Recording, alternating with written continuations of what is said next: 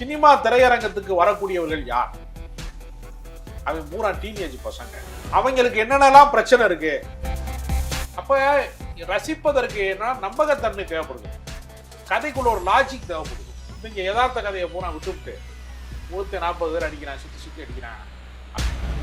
ஒரு 2K கிட்ஸுக்கு என்னென்ன பிரச்சனை இருக்கோ அதை பூராமே கதையாக்கி தினசரி வாழ்க்கையில நடக்கக்கூடிய விஷயங்களை பதிவு செய்யக்கூடிய அந்த டைரி இடத்தை இன்னைக்கு அலைபேசி செல்போன் விட்டுருச்சு. ரசனைங்கிறது மாறிக்கிட்டே இருக்கும். ஒரே ரசனையில மனிதர்களால வாழ முடியாது. ஒரே மாதிரி உடை உடுத்துறவனை பார்த்துருக்கோமா? இந்த டிராகன் படம் மட்டும் கிடையாது, குடும்பஸ்தன் ஒரு படம் பயங்கர சூப்பர் ஹிட். என்ன காரணம்னா, குடும்பஸ்தன் படத்துல தனக்கு பிடிச்ச பொண்ணை ஒருத்தன் திடீர்னு கல்யாணம் பண்ணிக்கிறான். அப்படி கல்யாணம் பண்றதுக்கு பின்னாடி அவன் வாழ்க்கையில என்ன கஷ்டப்படுறான்? நாமக்கல்ல திருச்செங்கோடு மெயின் ரோட் எர்ணாபுரத்துல இருக்கிற ஸ்பைரோ பிரைம் பப்ளிக் ஸ்கூல்ல +2 போர்டு எக்ஸாம்ஸோட சேர்த்து நீட் அண்ட் JEE கோச்சிங்கும் கொடுத்துட்டு இருக்காங்க. Low interest, flexible repayment, minimal documentation. Repco Home Loans.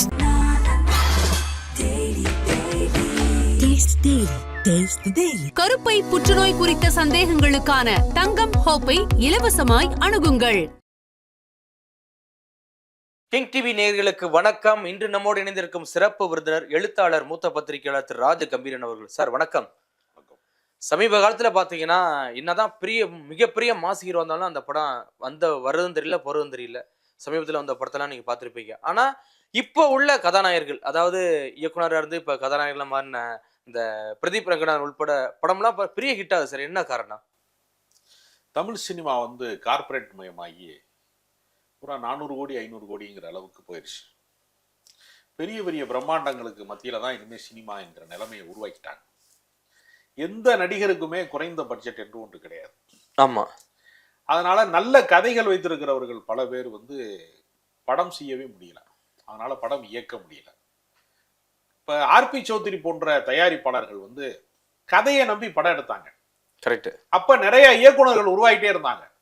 ஒரு மாதத்துக்கு ஒரு இயக்குனர் கூட அறிமுகமாயிருப்பான்னு நான் நினைக்கிறேன். அப்ப அந்த காலகட்டத்தில் உருவான இயக்குனர்களுடைய வரிசை என்பதுதான் லிங்குசாமியில இருந்து நிறைய இயக்குனர்கள் K. ரவிக்குமார்ல இருந்து வரிசை பேர் வந்தாங்க. விக்ரமன் கூட அவங்களோட சூப்பர் குட் நிறுவனத்துல இருந்து உருவானவர் தான். பல முன்னணி இயக்குனர்கள், பின்னால பேசப்பட்ட இயக்குனர்கள் நிறைய பேர் வந்தாங்க. இப்ப என்ன ஆகி போச்சுன்னா, கார்பரேட் மயமானதற்கு பின்பு ஏற்கனவே ஜெயிச்சவனுக்கு தான் வேலை தருவோம், புதுமுக இயக்குனர்களா இந்த பக்கம் வராத, வாய்ப்பு தர்றவனா கதவை பூட்டி வைங்கிற இடத்துக்கு வந்துட்டான். இப்ப என்ன செய்யறான்னா, யாராவது ஒரு பிரபலமான நடிகருடைய கால்ஷீட் இருக்கு, பெரிய நிறுவனத்துடைய டேட்டு, பெரிய நிறுவனம் தயாரிக்க முன் வருது, ஒரு பெரிய ஹீரோட டேட் இருக்கு, இது 2 இருந்தாதான் படம் அப்படிங்கிற முடிவுக்கு வந்துட்டாங்க.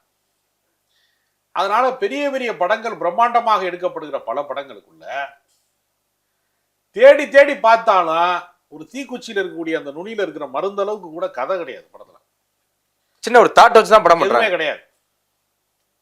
மலையாள சினிமா வித்தியாசமான கதைகளை, கதை களங்களை, பல படங்கள் வந்துகிட்டே இருக்கு. இன்னைக்கு இந்திய சினிமாவுக்கே வழிகாட்டக்கூடிய இடத்திற்கு மலையாள சினிமா வந்துருச்சு. துல்கர் சல்மான் சொல்றாரு, பகத் பாசில் சொல்றாரு, எங்க ஊர் படத்தை பார்த்துதான் 50 பேரும் வியக்குறாங்க. ஆமா, அப்படி சொல்றாங்க வெளிப்படையா. கண்டிப்பா. அந்த அளவிற்கு நல்ல படங்கள், ட்ரெண்ட் செட்டிங் படங்களை அவங்க கொடுக்குறாங்க. நம்ம ஊர்ல அதுக்கு நேர்மாறா இங்கேயும் சாதாரண கலைஞர்கள்லாம் இல்ல, மகத்தான இருக்காங்க சார். பட் மலையாளத்துல சிம்பிளா சீப் அண்ட் பெஸ்டா படம் எடுக்கிறாங்கல்ல, அது பட ரீதியா ஹிட் ஆகுது, வசூல் ரீதியா ஹிட் ஆகுது. ஆனா தமிழ்நாட்டுல அப்படி கிடையாதுல்ல, மிகப்பெரிய பட்ஜெட்ல எடுத்தா கூட அது காலியாயிருதுல. அதனாலதான் அந்த இடத்துல பிரதீப் ரங்கநாதன் மாதிரி ஆட்கள் கவனிக்கப்படுறாங்க. அவர் லவ் டுடேன்னு ஒரு படம் எடுத்ததுக்கு முன்னாடி அந்த படத்துல நம்மளுடைய அன்றாட வாழ்க்கையில என்ன இருந்துச்சோ அதுதான் திரைக்கதையா இருந்துச்சு. ஆமா.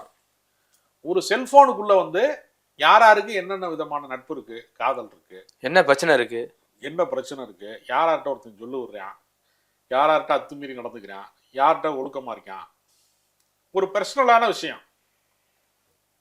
ஒரு காலத்துல அந்தரங்கமான விஷயங்களை டைரியில எழுதி வைப்பாங்கன்னு சொன்னக்கூடிய ஒரு காலகட்டம். ஆமா. அந்த காலத்துல 80களின் காலகட்டங்கள்ல CBI டைரி குறிப்புன்னு படங்கள்லாம் வந்திருக்கு. ஒரு கைதியின் டைரி கூட ஒரு படம் வந்துச்சு, கமல் படம். அப்ப தினசரி வாழ்க்கையில நடக்கக்கூடிய விஷயங்களை பதிவு செய்யக்கூடிய அந்த டைரி இடத்தை இன்னைக்கு அலைபேசி செல்போன் விட்டுருச்சு. இன்னைக்கு ஆண்ட்ராய்டு போனுக்குள்ளதான் அத்தனை பேருடைய அந்தரங்க ரகசியங்களும் சிக்கி கிடக்கு. ஆமா. இதை வச்சு யாராவது படம் பண்ணியிருக்காங்களா அப்படின்னு பார்த்தா இல்ல. மூத்த இயக்குனர்கள் யாருக்குமே இந்த யோசனையே வரல. ஒரு லவ் பண்ற 2 பேருக்குள்ள செல்போனை மட்டும் மாத்திக்கிட்டாங்கன்னா ஒருத்தன் அந்தரங்க ஒருத்தனுக்கு தெரிஞ்சா இவங்க வாழ்க்கை எப்படி கதை கந்தலாகும் அப்படிங்கிற ஒரு விஷயத்தை மையமா வச்சு ஒரு படத்தை வந்து சுவாரஸ்யமா ஒரு ஆளு கொடுக்க முடிஞ்சு. அது பெரிய சூப்பர் டூப்பர் ஹிட் ஆச்சு. காமெடியாவும் இருந்துச்சு, அதே நேரம் சிந்திக்கக்கூடியதாகவும் இருந்துச்சு.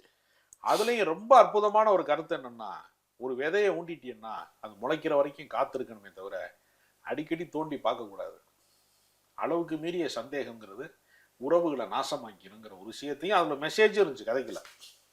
இப்ப இந்த முறை என்னன்னா, சினிமா திரையரங்கத்துக்கு வரக்கூடியவர்கள் யார்? அவன் பூரா டீனேஜ் பசங்க, 30 வயசுக்கு கீழானவங்க. அவன் தான் சினிமாவை பார்க்குறான்.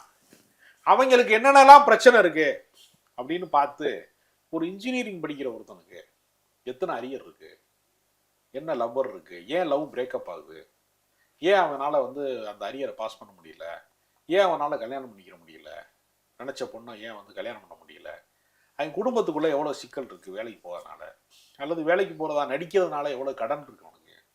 இந்த பிரச்சனைகளை பூராமே ஒரு 2K கிட்ஸுக்கு என்னென்ன பிரச்சனை இருக்கோ அதை பூராமே கதையாக்கி எந்த ஆடியன்ஸ் படம் பார்க்க வரானா அந்த ஆடியன்ஸோடைய பிரச்சனையவே அவனுக்கு சொல்றது இருக்குல்ல, கரண்டா ஒரு பல்ஸ் எடுக்கிறது இருக்கிற. எப்ப நமக்கு யாரு, அதாவது நீங்க வந்து பீஸா பர்கர் திங்கணும்னு ஒருத்தர் முடிவெடுத்து வெளில வருவேன், நீங்க கம்பங்கூழ் கடையா இருக்குன்னா வாங்க மாட்டாங்க. கம்பங்கூழ் உடம்புக்கு நல்லது.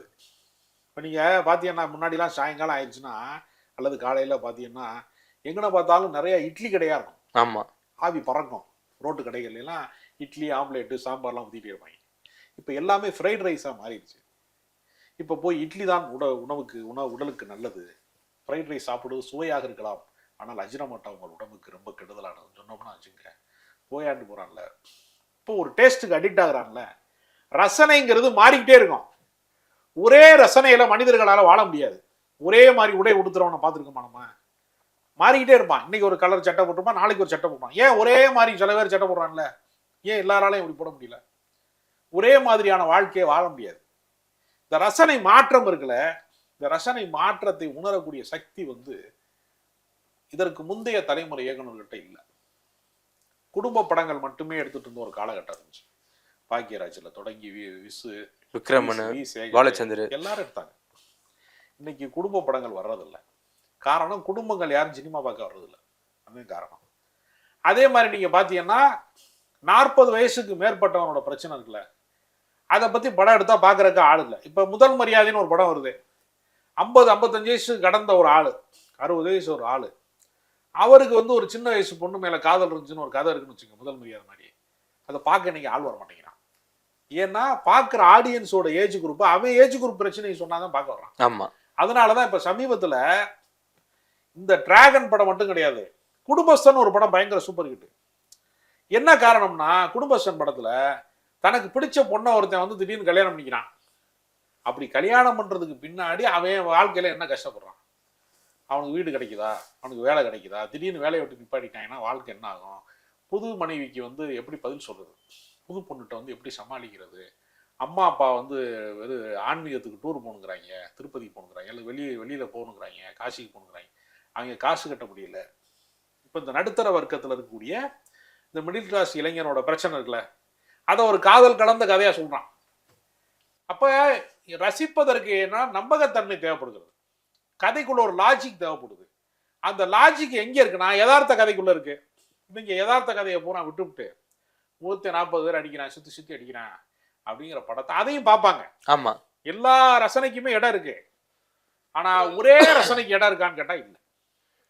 எல்லா படத்திலையுமே ஹீரோ வந்து ரவுடியா இருக்காங்க, 100 பேரை வெட்டுறாங்கன்னு படம் எடுத்தா எதுக்கு வேற வேற படத்துக்கு போகணும்? ஒரு படம் பார்த்தா போகும்ல, போதுமே. நீங்க பருத்தி வீரன்ல எடுத்ததை தான் புஷ்பால எடுத்து வச்சிருக்கான். ரெண்டுலையுமே அழுக்குலுங்கியே கட்டிக்கிட்டு ஒருத்தன் ரவுடியா இருக்கான், பொறிக்கியா இருக்கான்னு கதை எழுதுறாங்க. அப்ப எவ்வளவு காலம் ஆச்சு? 2007 வந்துச்சு பருத்தி வீரன், புஷ்பா இப்பதான் வந்துச்சு சில வருஷத்துக்கு முன்னாடி. அது வரைக்கும் அந்த தாக்கத்தை விட்டு வெளியே வர மாட்டேங்கிறான். அப்ப கிரியேட்டிவ் பஞ்சர் இருக்கு. இல்ல சார், இப்ப இதே பிரதீப் ரங்கநாதனும் இப்ப இந்த குடும்பஸ்தன் படம் இது மாதிரி கதைகள் வந்து பெரிய ஹீரோட்ட சொல்ல முடியலையா, இல்ல சொன்னா ஏத்துக்க மாட்டேங்கிறாங்களா எப்படி சார்? சொன்னா ஏத்துக்கிறதுக்கு ஆள். நீங்க 9 ரூபாய் நோட்டுன்னு ஒரு படம் வந்துச்சு, சத்யராஜ் நடிச்சு. அந்த கதை நான் ரஜினிகாந்துக்காக தான் வச்சிருந்தேன் அப்படின்னு தங்கர் பச்சான் ரொம்ப நாள் சொன்னார். கவிஞர் வைரமுத்து கூட சொன்னாரு, கள்ளிக்காட்டு இதிகாசம்ங்கிற கதையை வந்து படமா எடுக்கலாம், அதுக்கு மிக மிக பொருத்தமான கேரக்டர் யாரா இருப்பாங்கன்னா ரஜினிகாந்த் தான் இருப்பாரு அப்படின்னு சொல்றாரு. ஆனா ரஜினிகாந்த் என்ன பண்றாரு, கூலி மாதிரி படத்துல நடிச்சிட்டு இருக்காரு. அவர் வந்து வேற டைப் படங்களை நடிக்கிறாரு, வேட்டையா மாதிரி படங்கள் நடிக்கிறாரு. அப்ப ஆக்ஷன் ஹீரோவா நடிச்சோம்னா, ரசிகர்களை உசுப்பேத்தனோம்னா கோடிக்கணக்கான ரூபா வசூல் வரும். அதனால அவர் லைன் மாறிடுச்சு. நீங்க தொடக்க காலத்துல ரஜினிகாந்த் படம் பாருங்க, எங்கேயோ கேட்ட குரல், 6 இருந்து 60 வரை மாதிரி பொறுப்பான கதாபாத்திரம் நடிச்சு பாருங்க. முள்ளும் மலரும், பிரியா, அப்படி படம் நடிச்சார். இந்த அண்ணாமலைன்னு ஒரு படம் வந்துச்சுல, அங்கிருந்து நீங்க ஸ்டார்ட் பண்ணீங்கன்னா, குறிப்பா பாட்சான் படம் வந்துச்சுல, அங்கிருந்து ஸ்டார்ட் பண்ணீங்கன்னா அதிரடி ஆக்ஷன் அதிரடி ஆக்ஷனுக்குள்ள போனதுக்கு பின்னாடி ஹீரோக்கள் யதார்த்த கதைகளுக்குள்ள நடிக்கிறது இல்லை. ஏன்னா அதுல வர்ற பணம் வேற எதுலையுமே கிடைக்கிறது இல்லை. அதனாலதான் வித்தியாசமான கேரக்டர்ல நடிச்ச விஜய் சேதுபதி இடையில போய் கமர்ஷியல் படம் நடிக்க போறேன்னு சொல்லிட்டு பூரா ரெக்க, சங்கத்தமிழன், அப்ப நிறைய படங்கள் போய் பண்ணாரு. அந்த படம் தோற்று போனதுனால மறுபடியும் மகாராஜாங்கிற படத்துக்கு நடிக்க வைக்கிறார். ஆமா, மகாராஜா பயங்கர ஹிட் ஆகுது. ஏன்னா கதை தான் பேசுது. அப்ப கதை தான் மக்களுக்கு பிடித்திருக்கிறது. யதார்த்த கதைகளோடு கூடிய படங்கள் தான் பிடித்திருக்கிறது. நம்பிக்கைக்கு உரிய கதைகளை எடுக்காம, நம்பகத்தன்மைக்குரிய கதை எடுக்காம, லாஜிக் இல்லாத கதைகளை எடுத்து வச்சுக்கிட்டு, இப்ப நான் சமீபத்துல சென்ற ஆண்டுல பம்பர்னு ஒரு படம் வந்துச்சு. ஒரு லாட்டரி சீட்டுல வந்து ஒரு பரிசு தொகை வந்து ஒருத்தருக்கு விழுகுது. அந்த லாட்டரி சீட்டையே தவற விட்டுறான். அவனை திரும்ப கொண்டு போய் 10 கோடி ரூபா பரிசு விழுந்த லாட்டரி சீட்டை கொண்டு போய் உரியவன்ட்ட ஒப்படைக்கிறதுக்காக ஒரு வயதான பெரியவர், குடும்ப வறுமை இருக்கிற ஒரு பெரியவர் கொண்டு போய் கொடுக்கறதுக்காக அலைகிறாரு அப்படின்னு ஒரு கதை. இதுதான் இப்ப அதே கதையை தான் திருமாணிக்கன்னு வேற ஒரு படம் வந்துச்சு. ஆமா, சமுத்திரம் ஒரே கதை தான். இப்படி ஒரு கதை இருந்துச்சு.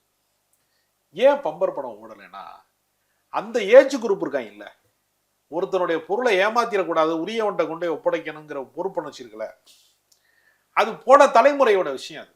அது ஒரு காந்தியன் தாட்ஸ். அது ஒரு பெரிய மனுஷ தன்மையானது. அந்த கதையை ஒரு சாதாரணமா லோக்கல் பொறுக்கியலுக்கான கதைகளை மட்டுமே பார்த்து பழக்கப்பட்ட ஒரு தலைமுறைகிட்ட அந்த கதை சொல்லப்படுற போது அந்த ஏஜ் குரூப்போட செட் ஆகாது, புரியாது. அதனாலதான் இப்ப நீங்க பாத்தீங்கன்னா சீரியல் பார்க்குற பெண்கள் யாருமே செய்தி சேனல் பார்க்க மாட்டாங்க. செய்தி சேனல் பார்க்குறவங்க யாருமே சீரியல் பார்க்க மாட்டாங்க. ஒரு ரசனை தேர்வு இருக்கு. எந்த ஏஜ் குரூப்புக்காக நம்ம படம் எடுக்கிறோம், யார் தியேட்டர் ஆடியன்ஸ், யார் ஓடிடி ஆடியன்ஸ், யார் சீரியல் ஆடியன்ஸ் என்று ஒரு கேள்வி இருக்கிறது. எந்த ஆடியன்ஸுக்கு படம் எடுக்கிறோங்கிற தெளிவு பிரதீப் ரங்கநாதனுக்கு இருந்ததுனால அவர் தப்பிச்சிட்டாப்ல. அதுக்கு மாற்றி உல்டாவா எடுக்கிறவங்க எல்லாம் மாட்டிக்கிறாங்க, பிளாப்ல போய் நிற்கிறாங்க. கண்டிப்பா சார், மீண்டும் மற்ற நிகழ்வோடு சந்திப்போம். மிக்க நன்றி சார். நாமக்கல்ல திருச்செங்கோடு மெயின் ரோட் எர்ணாபுரத்துல இருக்கிற ஸ்பைரோ பிரைம் பப்ளிக் ஸ்கூல்ல +2 போர்டு எக்ஸாம்ஸோட சேர்த்து நீட் அண்ட் JEE கோச்சிங்கும் கொடுத்துட்டு இருக்காங்க. Low interest, flexible repayment, minimal documentation. Repco Home Loans.